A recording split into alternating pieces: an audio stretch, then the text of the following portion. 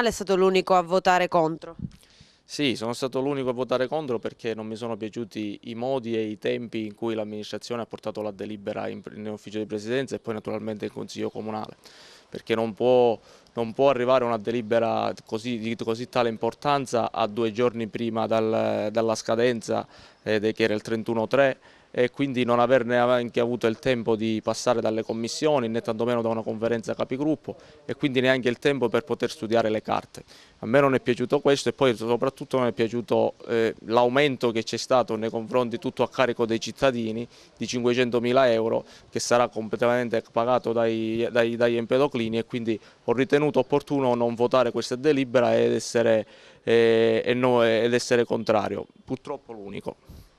Riguardo ai rifiuti c'è una nota della CISL che dice paragona Porto Empedocle con Real Monte si abbassa del 24% il costo della spazzatura sui cittadini e invece a Porto Empedocle si innalza o si innalzerà del 12%. Sì, assolutamente, proprio io ieri in Consiglio Comunale ho fatto notare questo all'amministrazione, ho anche chiesto il perché. Non mi hanno dato delle risposte lucide, sinceramente, però certo è un controsenso perché parliamo dello stesso contratto, della stessa dell'Unione Comuni, dell'Aro, non riusciamo ad oggi a capire perché Real Monte ha un risparmio di circa il 25% e noi invece un aumento, e ripeto, tutto a carico dei cittadini empedoclini. Si festeggia il dissesto, invece sono lacrime e sangue per i cittadini, ma ieri ci sono state le lacrime anche del sindaco che si è allontanata dall'aula e poi la tare l'avete votata da soli sostanzialmente. Assolutamente sì, secondo me anche questo è un gesto irrispettoso, al di là degli impegni che può avere un sindaco, dico, ma in una delibera di così tale importanza per tutta la città, per tutti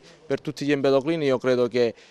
l'assise comunale doveva essere a gran completo, sia dal sindaco che da tutti gli assessori, quindi credo sia stato un gesto irrispettoso, però il sindaco probabilmente avrà avuto le sue giuste motivazioni per andare via, anche se io non le condivido a prescindere. Grave anche la situazione dei netturbini di Porto Empedocle. Assolutamente, abbiamo iniziato questa raccolta differenziata con un deficit nei confronti delle aziende di 7 mesi di ritardo di mancati pagamenti. Io credo, al di là dei meriti di questa raccolta differenziata, che sicuramente rende il paese più vivibile, più pulito, con meno puzza rispetto a prima, però partiamo con un deficit perché, come dicevo poc'anzi, gli operatori ecologici non ricevono gli stipendi da circa 7 mesi del vecchio contratto. Quindi io credevo e credo fosse stato opportuno da parte dell'amministrazione innanzitutto saldare il vecchio contratto e poi far partire il nuovo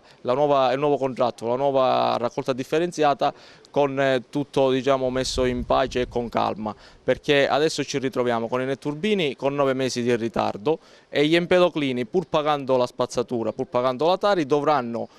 in orari secondo me poco consoni andare a depositare i propri rifiuti in un'isola ecologica vicino l'ex area Monte Edison in pratica, e quindi non solo dovevano pagare una delle tasse più alte, non ricordo male la tassa più alta approvata in consiglio comunale, ma non riceveranno il servizio per come è stato fornito, e questo credo sia una mancanza totale da parte dell'amministrazione.